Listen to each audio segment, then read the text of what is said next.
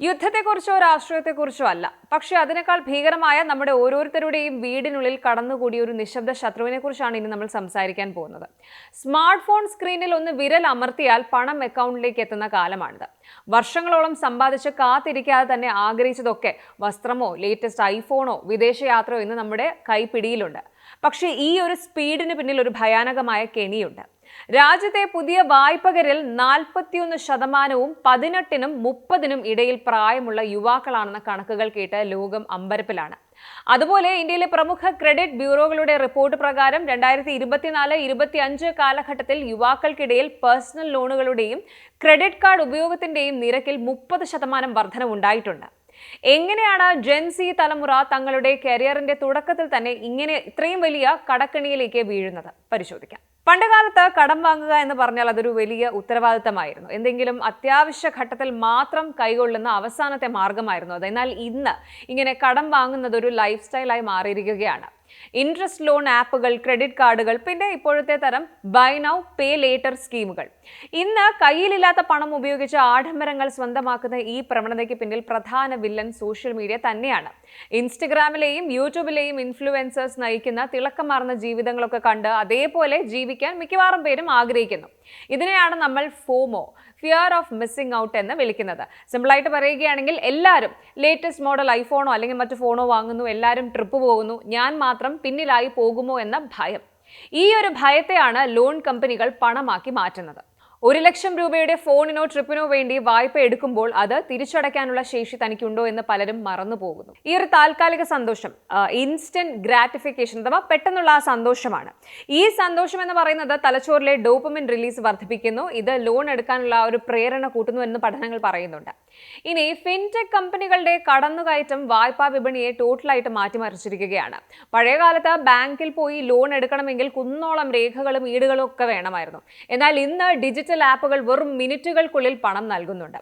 കെണികൾ തിരിച്ചറിയാത്ത യുവാക്കൾ ഇത്തരം ആപ്പുകളുടെ ചക്രവർത്തിമാരായി മാറുകയാണ്.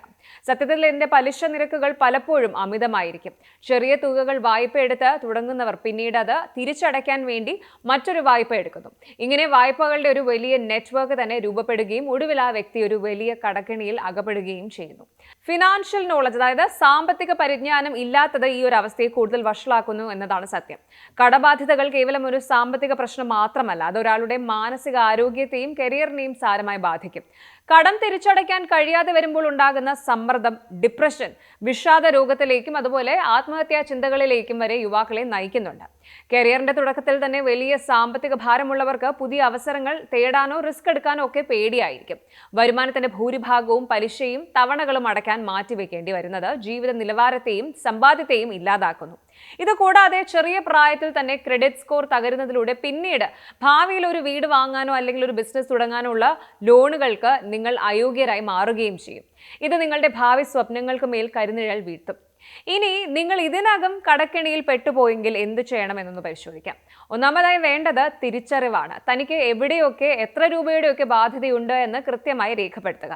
വിദഗ്ധർ നിർദ്ദേശിക്കുന്ന ചില രീതികളൊന്ന് നോക്കാം. ഒന്നാമത്തേത് ഡെറ്റ് അവലാഞ്ച് മെത്തേഡാണ്. അതായത് പലിശ നിരക്ക് ഏറ്റവും കൂടുതലുള്ള വായ്പകൾ, ഉദാഹരണത്തിന് ക്രെഡിറ്റ് കാർഡ് ലോൺ അല്ലെങ്കിൽ ആപ്പ് ലോൺ ഇതുപോലെയുള്ളവ കണ്ടെത്തി അവ ആദ്യം തീർക്കാൻ ശ്രമിക്കുക. ഇനി ഡെറ്റ് കൺസോളിഡേഷൻ ആണ്. അതായത് ഒരേ സമയം ഒന്നിലധികം വായ്പകൾക്ക് പലിശ അടയ്ക്കുന്നതിനേക്കാൾ നല്ലത് പലിശ കുറഞ്ഞ ഒരൊറ്റ വലിയ വായ്പ എടുത്ത് മറ്റുള്ളവ തീർക്കുന്ന രീതിയാണ്. ഇനി മൂന്നാമതായി ബഡ്ജറ്റിംഗ് ആണ്. ഒരു സ്ട്രോങ് ബഡ്ജറ്റ് ഉണ്ടാക്കുക. ഓരോ രൂപയും എവിടെ പോകുന്നു എന്ന് ട്രാക്ക് ചെയ്യുക. അനാവശ്യമായ ആഡംബരങ്ങൾ ഒഴിവാക്കി ആ ഒരു പണം കടം വീട്ടാൻ മാത്രം ഉപയോഗിക്കുക. പുതിയ ക്രെഡിറ്റ് എടുക്കുന്നതും അതുപോലെ പുതിയ ലോണുകൾ എടുക്കുന്നതും കർശനമായി ഒഴിവാക്കണം. ഒരു സാധനം വാങ്ങുന്നതിന് മുൻപ് അത് ഇപ്പോൾ അത്യാവശ്യമാണോ എന്ന് സ്വയം ചോദിക്കുന്നത് അനാവശ്യ ചെലവുകൾ കുറയ്ക്കാൻ സഹായിക്കും. പണം കയ്യിലുള്ളപ്പോൾ മാത്രം സാധനങ്ങൾ വാങ്ങുക എന്ന പഴയ ശീലത്തിലേക്ക് മടങ്ങുന്നത് കടക്കെണിയിൽ നിന്ന് രക്ഷപ്പെടാൻ ഏറ്റവും ഉത്തമമാണ്. സത്യത്തിൽ സാമ്പത്തിക സാക്ഷരത സ്കൂൾ മുതൽ തന്നെ പഠിക്കേണ്ട ഒന്നാണ്. പണത്തിന്റെ മൂല്യവും പലിശയുടെ ആഘാതവും തിരിച്ചറിയുന്ന ഒരു തലമുറയ്ക്ക് മാത്രമേ ഇത്തരം ദുരന്തങ്ങളിൽ നിന്ന് സ്വയം രക്ഷപ്പെടാൻ സാധിക്കൂ. സമ്പാദ്യശീലം വളർത്തുക എന്നത് വളരെ പ്രധാനമാണ്. ഒരു എമർജൻസി ഫണ്ട് ഉണ്ടാക്കി വെക്കുന്നത് അടിയന്തര ഘട്ടങ്ങളിൽ വായ്പകളെ ആശ്രയിക്കുന്നത് ഒഴിവാക്കാൻ സഹായിക്കും. കൂടാതെ വരുമാനത്തിന്റെ ഒരു നിശ്ചിത ശതമാനം നിർബന്ധമായും നിക്ഷേപിക്കണം. കമ്പൗണ്ടിംഗ് പലിശയുടെ ഗുണങ്ങൾ ലഭിക്കാൻ ചെറുപ്രായത്തിൽ തന്നെ നിക്ഷേപങ്ങൾ തുടങ്ങുന്നത് വരും കാലത്ത് വലിയ സാമ്പത്തിക സുരക്ഷിതത്വം നൽകും. അനിയന്ത്രിതമായ വായ്പകൾ വർദ്ധിക്കുന്നത് കണക്കിലെടുത്ത് അൺസെക്യൂർഡ് ലോണുകളുടെ റിസ്ക് വെയിറ്റ് റിസർവ് ബാങ്ക് വർദ്ധിപ്പിച്ചിട്ടുണ്ട്. ഇത് ലോൺ ആപ്പുകളുടെ പ്രവർത്തനം നിയന്ത്രിക്കാൻ ലക്ഷ്യമിട്ടിട്ടുള്ളതാണ്. ജെൻസി തലമുറ സാങ്കേതികമായി വളരെ മുന്നിലാണ്. പക്ഷേ സാമ്പത്തിക തീരുമാനങ്ങളിൽ നമ്മൾ പരാജയപ്പെടരുത്. ജീവിതം ആഘോഷിക്കാനുള്ളതാണ്. പക്ഷേ ആ ആഘോഷങ്ങൾ മറ്റൊരാളുടെ പണം ഉപയോഗിച്ചാകുമ്പോൾ അത് വലിയ ദുരന്തമായി മാറും. കടം എന്നത് ഒരു പുതിയ കാലത്തെ അടിമത്തമാണ് എന്ന് പറയണം. ഇന്നത്തെ ചെറിയ ആനന്ദങ്ങൾക്കായിട്ട് നാളത്തെ വലിയ സ്വപ്നങ്ങൾ ബലി കൊടുക്കരുത്. സാമ്പത്തിക അച്ചടക്കം പാലിക്കുന്നതിലൂടെ മാത്രമേ യഥാർത്ഥ സ്വാതന്ത്ര്യം അനുഭവിക്കാൻ കഴിയൂ. നിങ്ങളുടെ സാമ്പത്തിക ഭാവി നിങ്ങളുടെ കൈകളിലാണ്. അത് സുരക്ഷിതമാക്കാൻ ഇന്ന് തന്നെ നടപടികൾ സ്വീകരിക്കുക. ഒരു ശോഭനമായ ഭാവി കെട്ടിപ്പടുക്കാൻ കടമില്ലാത്ത ജീവിതം അനിവാര്യമാണ്. നമുക്ക് വേണ്ടത് ആഘോഷങ്ങൾ നിറഞ്ഞ കടക്കെണിയല്ല, മറിച്ച് സാമ്പത്തിക സുരക്ഷിതത്വമുള്ള സമാധാനപരമായ ജീവിതമാണ്. കൂടുതൽ വാർത്തകൾക്ക് news 18 Keralam YouTube channel subscribe ചെയ്യുക.